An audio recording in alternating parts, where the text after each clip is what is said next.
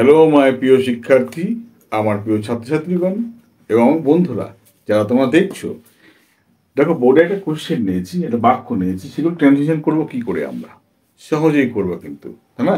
এই যে বাক্যগুলো কিন্তু দেখতে অড মনে হচ্ছে, কিন্তু আমরা সহজেই করবো। কিভাবে করবো চলো আমরা শিখে নিই। হ্যাঁ, দেখো বলেছে সে খেজুরের গুড় দিয়ে সকালে মুড়ি খায়। বাক্যটা দেখো কিন্তু খুব সুন্দর বাক্য।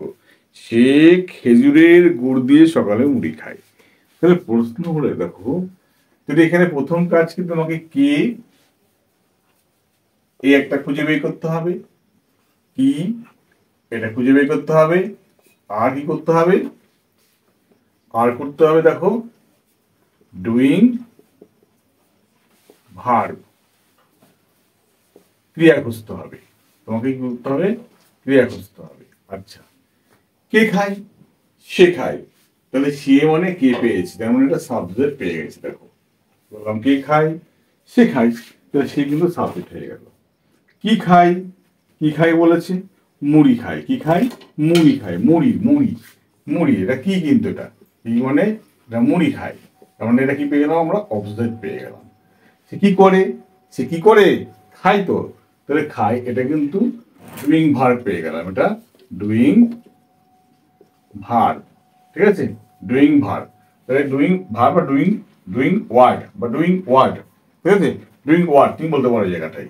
তাহলে আমরা এটা এখানে ভার্ব পেয়ে গেছি এখানে, তাই না? আচ্ছা, এইবার দেখো, এইবারে দেখো মুড়ি তো খাচ্ছে, এবং তার সঙ্গে মুড়ির সঙ্গে দেখো সম্পর্ক, মুড়ির সঙ্গে গুড়ের সম্পর্ক একটা রয়েছে, মানে সকালের সম্পর্ক রয়েছে। সকালবেলা খাচ্ছে, মুড়ি আর গুড়টা তো কমন, এখানে পাশাপাশি রাখতে হবে না, গুড়ি মুড়। এবং মাথায় রাখতে হবে তোমার কোন শব্দটার সঙ্গে কোন শব্দটা তোমার কাজে লাগছে। এবার দেখো সকালবেলা, এই যে সকালবেলা ফেজ দ্য মর্নিং তুমি বললে, মর্নিং তুমি সকালে তুমি বাক্যের প্রথমেও লিখতে পারো, শেষেও লিখতে পারো। সকালে তুমি কি করলে, এখানে তুমি সকালে মানে তুমি জানলে কি হবে এখানে ইন দ্য মর্নিং হলো। খেজুরের গুড় দিয়ে, দিয়ে ইংরাজি তুমি কি জানো দেখো, এখানে দিয়ে ইংরাজি হলো, যদি ভাঙি এখানে উইথ ডেট মোলাসেস। মোলাসেস মানে গুড়, আর ডেট মোলাসেস মানে খেজুরের গুড়, ঠিক আছে? এখানে খেজুরের গুড়। তবে এখানে দেখো তুমি তাহলে কি পেলে, দেখো এখানে যদি পাই আমরা, তাহলে এবার বাক্যটাকে সাজিয়ে ফেলো। দেখো আগে সাবজেক্টটাকে তুমি আগে আনবে, তাহলে কি সে খায়, তাহলে হি তুমি বললে এখানে সে খায়, তাই না? তারপরে সাবজেক্টের পরে ভার্ব বসবে, তোমার কি করতে হবে? তারপরে দেখো সে কি করে, তার কাজটা কি? খায়, তার কাজটা কি? খাওয়া কাজ, ইটস।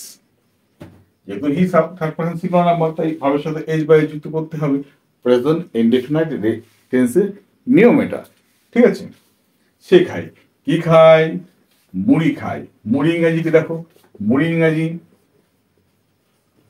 Puff rice. কি ইংরাজি? মুড়ি ইংরাজি পাফ রাইস। তাহলে he is puff rice. Rice, মুড়ি খায়। কি দিয়ে খায়? কি দিয়ে খায়? গুড় দিয়ে খায়, তা না। তাহলে কি বলে কি দিয়ে খায়? তাহলে এটাকে তো সাপোর্টিং অবজেক্ট, কিন্তু এটা কি হবে? তো সাপোর্টিং অবজেক্ট, মানে একটা অবজেক্ট রয়েছে, এটা মেন অবজেক্ট, এটা হলো মেন অবজেক্ট। আর এই যে বাকি বলছি দেখো, এটা উইথ উইথ দিয়ে আমরা যে লিখছি, এটা উইথ ডেট মোলাসেস, এটা সাপোর্টিং অবজেক্ট। কিন্তু এই খেজুরের গুড়ের সঙ্গে মুড়ির পার্থক্যটা করে ফেললে কিন্তু বাক্য সুন্দর হবে না, বাক্য মানে কিন্তু পাল্টে যেতে পারে, ঠিক আছে? তুমি কি করবে তখন?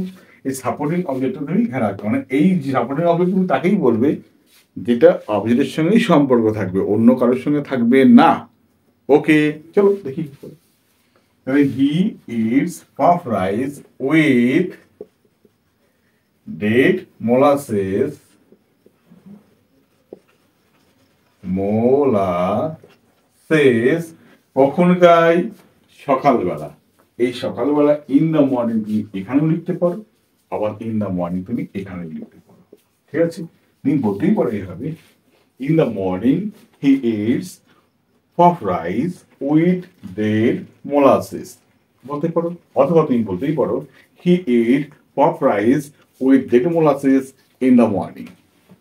এইভাবে তুমি বাক্যটাকে করতেই পারো। ওকে, এইভাবে তুমি কি করবে, বাক্যগুলোকে ভেঙে চুরমার করে ফেলবে।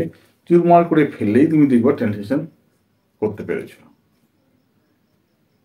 ওকে, চলো এইভাবে যদি আমরা শিখি তাহলে মনে হয় আমাদের কোনো কিছু আর বাকি থাকবে না, সব কিছুই আমরা পারবো, এই বিশ্বাস তোমাদের প্রতি আমার আছে।